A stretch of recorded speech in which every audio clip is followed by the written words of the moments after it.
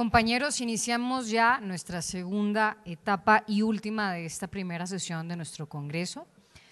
Con esta parte tan emocionante que son mis partes favoritas, específicamente el debate, que va a ser comprendido por nuestros tres exponentes de la segunda etapa, por lo que invito a que pase a esta tarima el profesor Ferrajoli, la profesora Carbonell, el profesor García Amado y el profesor Andrés Ibáñez, que no lo veo por acá.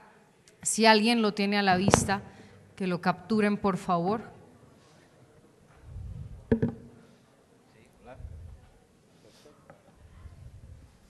Bueno, la dinámica va a ser muy parecida a la de la primera etapa, nada más que en esta ocasión nuestro moderador va a ser nuestro director, el profesor Juan Antonio García Amado, que no sé qué tanto vaya a moderar, yo creo que va a ser más bien partícipe activo del debate, pero vamos a tratar de que gobierne en medida de lo posible esta estructura dialéctica que nos compete.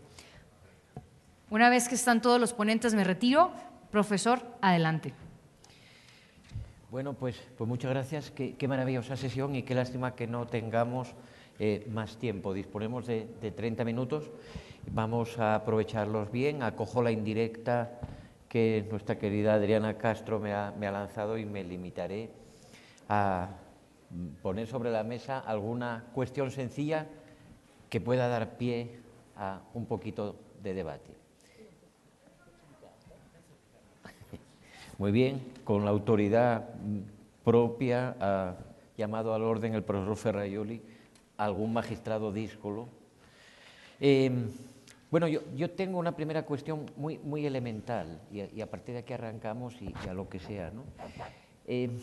Yo he oído muchas veces, no solo en mi juventud, sino que tengo la impresión de que vuelve esta idea a imperar peligrosamente, de que el derecho procesal es algo bastante accesorio en el derecho y que lo único que en verdad importa es la norma sustantiva. Y esto hoy en día yo diría que se presenta llamando formalistas a los procesalistas, a las regulaciones procesales, a los jueces que la respetan y hasta a los garantistas, como ustedes tres han demostrado que son.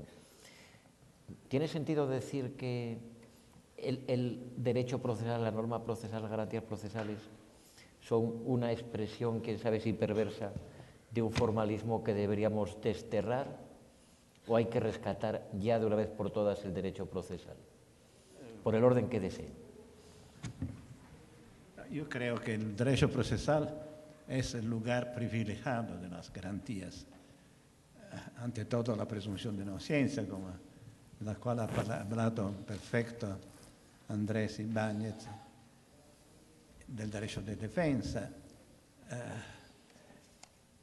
El problema de la motivación de la verdad procesal es íntimamente conectado al sistema de las garantías, es decir, la carga de la prueba, el derecho de defensa, que son la transposición escénica de las modus ponens, el modus tollens, es decir, de las reglas de la lógica inductiva.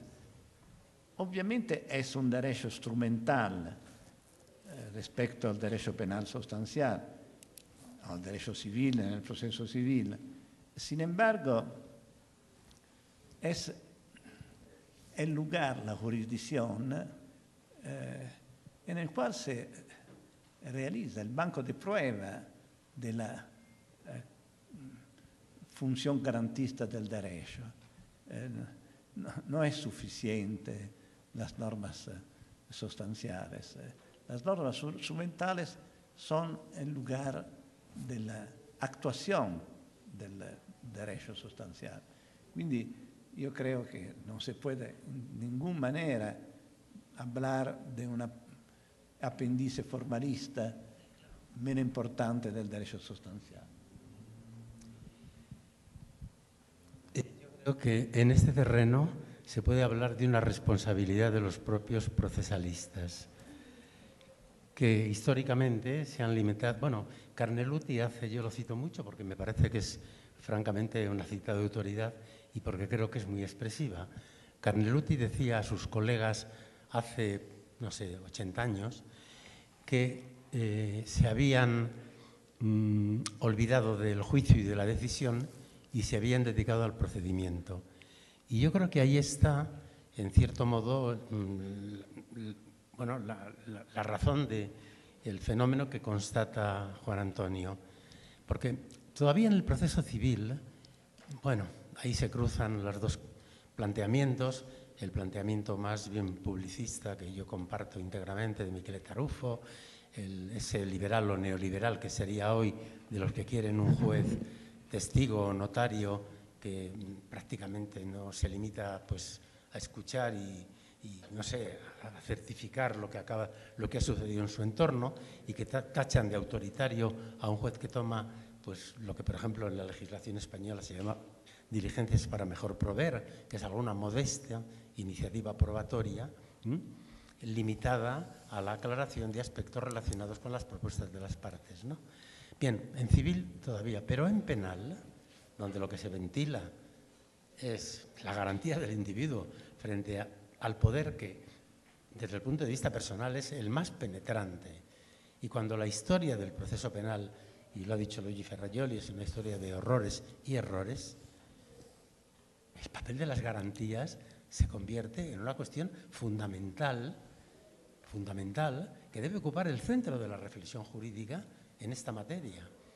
Entonces, evidentemente, el derecho sustantivo tiene su papel, pero el derecho procesal, la prueba, la averiguación de una verdad de calidad, respetando derechos, dignidad. Por Dios, si esto no es relevante, que venga Dios y lo vea. Yo creo que este tema, vamos, tiene toda esa relevancia. Y hay un dato muy importante que es anecdótico, pero anecdótico de esta región del mundo y me parece relevante. Cuando yo empecé a venir por América Latina hace 40 años, el abolicionismo tenía una proyección extraordinaria, cosa que se entiende, porque no había ningún motivo para valorar las instituciones jurídicas y mucho menos las garantías prácticamente inexistentes. Por tanto, la crítica abolicionista era muy sugestiva. No había una propuesta alternativa, eso es verdad, es el tema del abolicionismo. Pero bien, bueno, pues al cabo de unos años, el garantismo de Ferrajoli desplazó radicalmente al abolicionismo. Y las 12 ediciones de Derecho y Razón creo que quieren decir algo. Y los miles de copias piratas que se han hecho también en esta región del mundo, me parece que son francamente expresivos. ¿De qué? Del papel de las garantías constitucionales que tienen su espacio en el proceso penal, en particular, también en el civil juegan un papel, pero en particular en el penal. Por tanto, esa subsidiariedad del proceso penal o del procesal, sí, en relación con el derecho sustantivo, porque es un cauce de aplicación, pero tiene un gran protagonismo. Yo no sé, Luigi, si fue Grispini el que ya trató de estos temas en una clave totalmente distinta, pero que esta polémica me parece que ya se produjo en Italia hace años. Sí, bueno, creo que lo que han dicho el profesor Ferrajoli y el profesor prefecto Andrés Ibáñez me representa. Solo podría agregar que, claro, el derecho procesal regula precisamente, ¿no?, la organización judicial y las formas procesales para dar eficacia al derecho, para realizar los derechos, para proteger los derechos y en ese sentido, entonces, esta idea de accesoriedad o incluso hasta el día de hoy yo creo que puede ser culpa de los procesalistas, ¿no? Que, por ejemplo, no sé, en mi universidad los de procesal dicen no puede venir a ser un penalista procesal penal, está prohibido, ¿no? Porque ellos no... Bueno, esas son cosas absurdas que lo que hacen es hacer estas separaciones y no entender que precisamente... O sea, uno podría decir, no hay derecho sin acción, no hay acción sin proceso, no hay proceso sin jurisdicción. Es decir, es todo, digamos, un engranaje precisamente para que el derecho pueda crearse, aplicarse y en cierta medida ser eficaz, creo. Muy, muchas gracias. Tengo una preocupación que quiero trasladarles y han tocado este tema todos en sus ponencias. Veamos.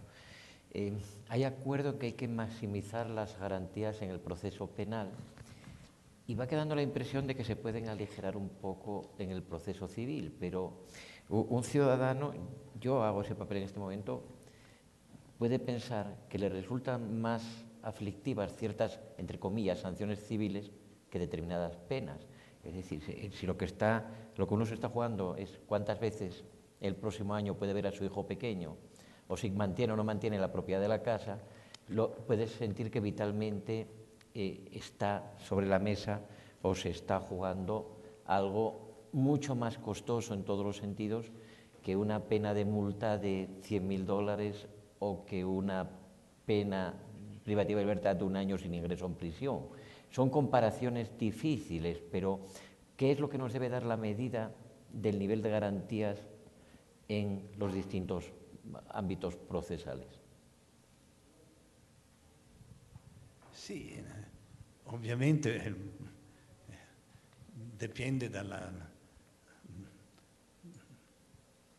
dall'oggetto della causa. Están causas civiles que pueden producir la ruina de una persona y causas penales que son irrelevantes. Por esta razón yo creo que un derecho penal serio debería ser mínimo, es decir, no todo el derecho penal burocrático. Yo he siempre sostenido la necesidad de eliminar las contravenciones. No se puede disturbar la justicia y los ciudadanos con pequeños ilícitos que deben ser de carácter administrativo. Si son cosas serias, deben ser transformadas en delitos con la consecuencia de una simplificación del derecho penal. El derecho penal tiene también otra característica, no solamente la aflicción de la sanción, también la lesión de la reputación. Esto es un aspecto que yo creo debe ser tenido en gran conto porque el proceso debería siempre salvaguardar la dignidad del imputado, cosa que no se produce normalmente. Creo que la civilidad de un país, de su derecho, de su ordenamiento, se mesura al respecto de los partes del proceso, en el proceso civil, ma nel processo penale il rispetto per l'imputato. Estaba uno scrittore italiano, Troisi, che diceva l'imputato deve indossare la toga per tenere il mismo rispetto che tiene il juez, l'avvocato, el público ministero, que la toga que debe cubrir o el hábito particularmente luxuoso o los indumentos pobres. Este respecto distingue un proceso penal digno de este nombre da un proceso sommario informado a la presunción de colpevolezza, all'idea che il derecho tanto más eficaz cuanto más produce sanciones, produce sufrimiento. Esta es una idea que se ha producido sobre todo en estos últimos años. La verdad es que la observación me parece muy oportuna porque el derecho de familia, en su vertiente procesal y con todo lo que gira hoy en torno a él, ha adquirido unas proporciones impresionantes en términos de relevancia social.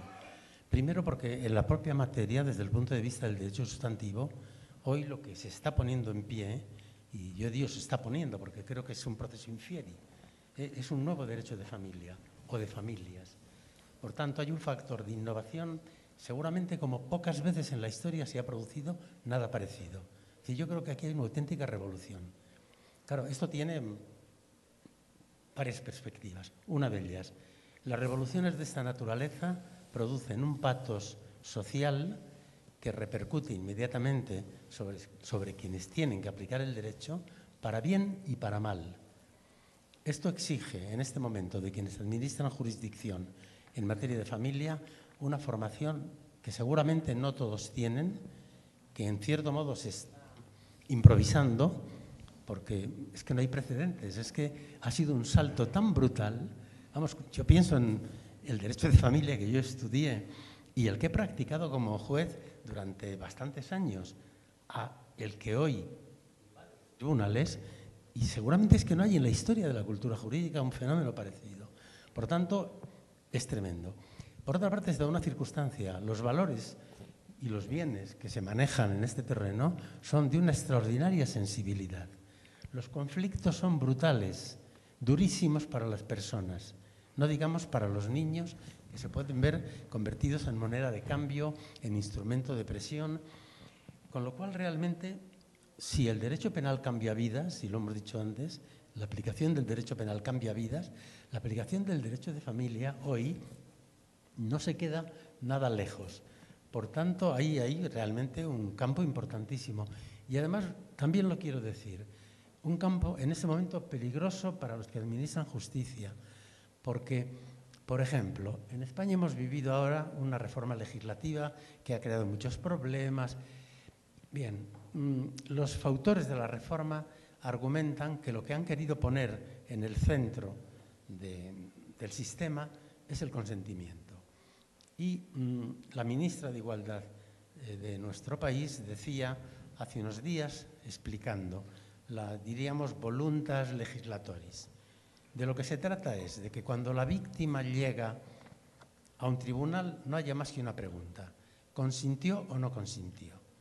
Claro, es una concepción del proceso, de la prueba, de las implicaciones en cualquier tema de esta naturaleza, y esto lo traigo por razones puramente colaterales, para decir que hay un clima de opinión en este momento que hace muy difícil el ejercicio imparcial de la jurisdicción en una materia cruzada por tantos problemas. A mí, sinceramente, ahora me daría miedo ser juez de familia. Sí, no tengo quizás una respuesta tan clara, pero me imagino que es posible repensar por parte de la sociedad en general y por parte del legislador, digamos, el tipo de consecuencias jurídicas que se asocian a la transgresión o a las lesiones de derechos y bienes jurídicos. Entonces, la gravedad de la lesión del derecho del bien jurídico, ¿no? El tipo de consecuencias o la función de las consecuencias jurídicas también en ciertos ámbitos. Estas multas elevadísimas tienen por finalidad precisamente que, digamos, no se cometa ese tipo de conductas, ¿no? Una función preventiva bastante fuerte, si tiene una función represiva. Y por otra parte, algo que también dijo, ¿no? ¿Cuál es la eficacia de ese tipo de consecuencias? Pero sí, parece ser que hay personas que estiman que en ese sentido las restricciones a la propiedad pueden ser más gravosas, ¿no? que las restricciones a la libertad. A mí no me lo parece, pero lo entiendo, entiendo que eso pueda ser un objeto de reflexión, y me imagino que, ¿no? la reflexión tendría que apuntar por ahí: gravedad de la lesión, función de las consecuencias jurídicas, etcétera.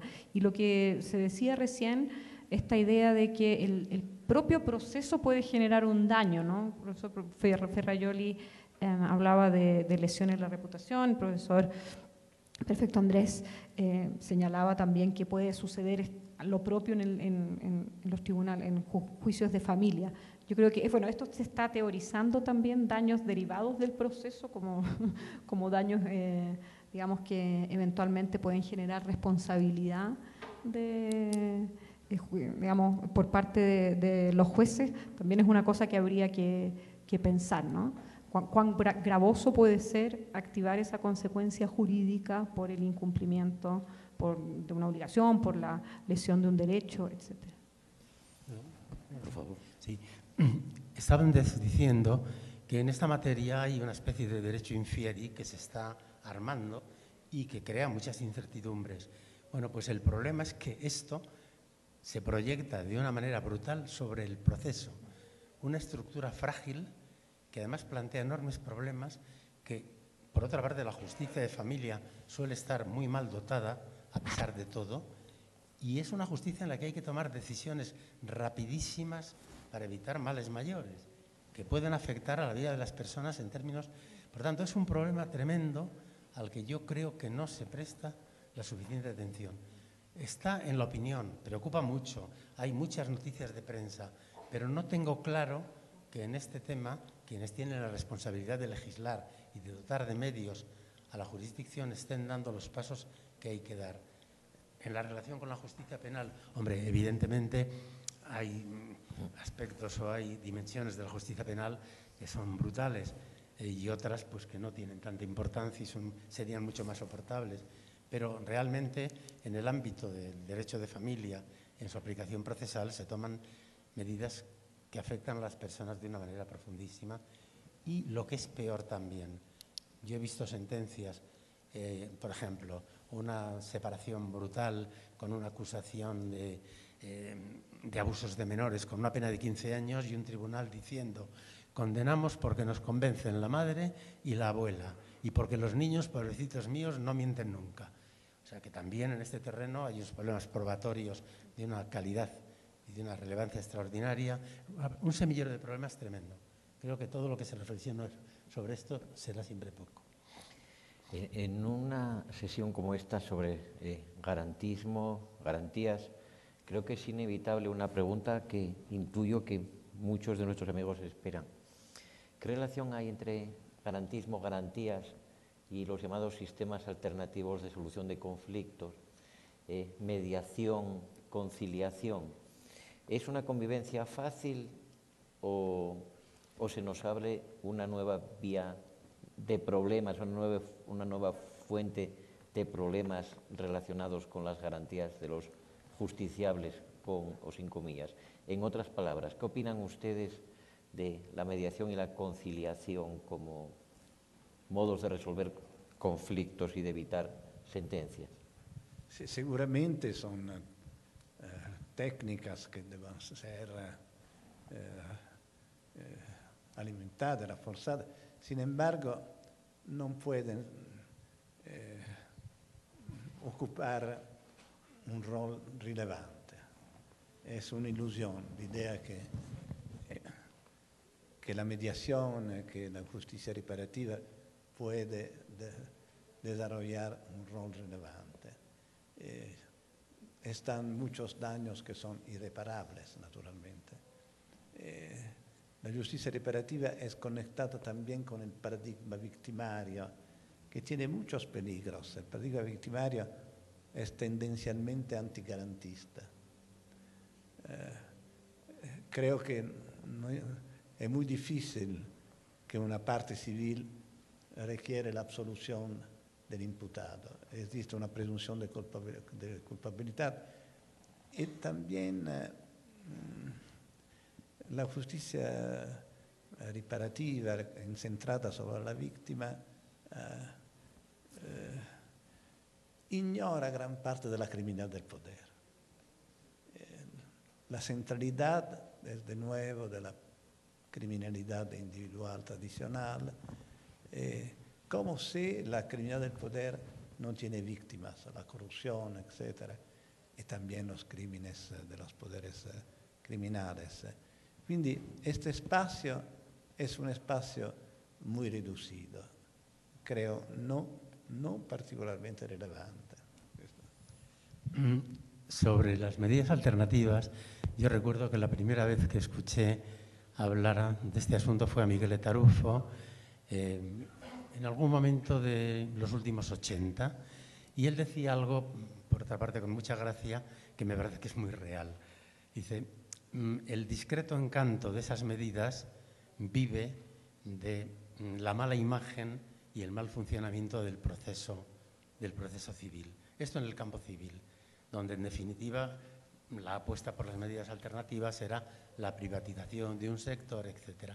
En el campo penal yo me hago una pregunta. Si tuviéramos una justicia eficaz, rápida, solvente, dotada de buenos profesionales, que actuase en un tiempo razonable, no creo que nos estuviéramos planteando este tipo de cuestiones. Es decir, también estas medidas alternativas viven de la crisis endémica del proceso penal. Yo creo que una justicia penal que funcionase conforme a valores no debería por qué suscitar ni siquiera grandes suspicacias, porque determinar lo que ha ocurrido o no muchas veces, la mayor parte de las veces, puede ser facilísimo desde el punto de vista probatorio si hay medios, en definitiva, y una cultura al respecto.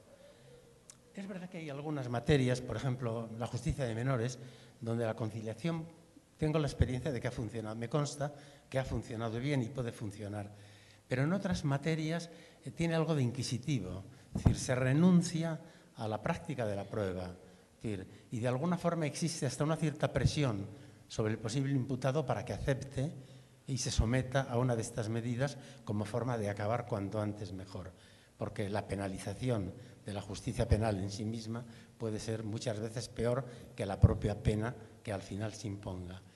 Yo, sinceramente, creo mucho en lo público, creo mucho en una justicia penal que podría funcionar y funcionaría si no fuera que en la sociedad desigual es un medio de administrar la pobreza, la miseria, de reproducir pues, en la propia sociedad y en sus constantes y mantenerla. Si no fuera por esto, pero claro, nuestra justicia está enredada en esta trampa, algo que por otra parte debía ser claro en la conciencia de los profesionales, ¿no?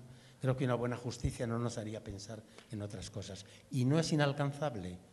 Naturalmente, como la sanidad pública exige unas prioridades y una jerarquía de valores. Para que la gente, no entiendo por qué, no asocia estas cosas con el voto y así nos pasa lo que nos pasa. Sí, yo en una línea similar a lo que ya se ha dicho, me parece que estos medios alternativos de resolución de conflicto en el ámbito penal casi no debiesen existir, debiesen tender a la desaparición en principio, y en el ámbito civil, tal como ya se decía, se vio en esto como un veranito de San Juan, ¿no? Que iba a salvar de los males de la crisis de la justicia civil y también diciendo que, bueno, que la voluntad, el consenso, casi la amistad entre las partes que tienen el conflicto iba a poder hacer esta justicia más ágil, etcétera. Pero eso pierde de vista, bueno, en primer lugar, el carácter privado de aquella solución de controversias, y yo creo que eso es muy, muy complicado. En segundo lugar, que puede haber simplemente una aparente igualdad entre las personas que están sometidas a este tipo de técnicas de negociación, mediación, incluso me atrevería a incluir, aunque es más borroso, el arbitraje. En algunos de estos casos tampoco son gratuitos, ¿no? Así que me parece que de garantías en estos sistemas privados de administración de conflictos sociales tiene bastante poco, ¿no? Entonces, o sea, en Chile, por ejemplo, está el problema de que todo o la gran parte de los conflictos mercantiles se resuelven mediante arbitrajes que tienen además cláusulas de confidencialidad de las decisiones, ¿no? Una cosa rarísima. Entonces uno al final no sabe cómo se interpreta el derecho mercantil y bueno, las personas pagan y pagan árbitros caros y bueno, yo creo que todo esto es simplemente una puesta en escena que quizás también está fomentada por la pérdida o sea, porque no se ha invertido tampoco por parte del Estado en resolver estos problemas de los procesos judiciales, del ejercicio de la jurisdicción a los que antes se hacía referencia. Muy bien, pues queridos Luigi, Perfecto, Flavia, aquí terminamos una sesión que nos gustaría continuar. Hemos sido puntuales, lo cual también tiene algo de garantía. Y bueno, creo que ha sido una sesión francamente extraordinaria, ilustrativa, influyente y que merece este aplauso gigante que ahora nos van a regalar.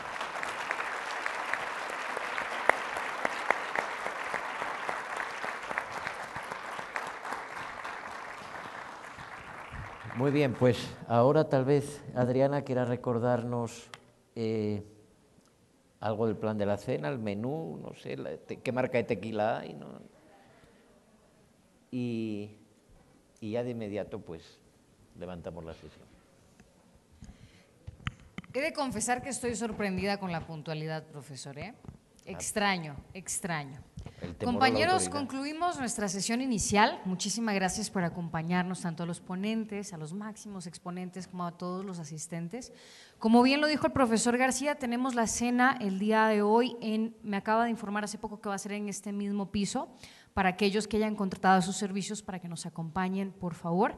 El menú, les debo el dato, pero estoy segura que va a estar muy entretenida la plática entre los asistentes, por lo que nos vemos a aquellos que gusten acompañarnos por allá en unos minutos. Muchísimas gracias y damos por oficialmente concluida nuestra primera sesión de hoy. Gracias.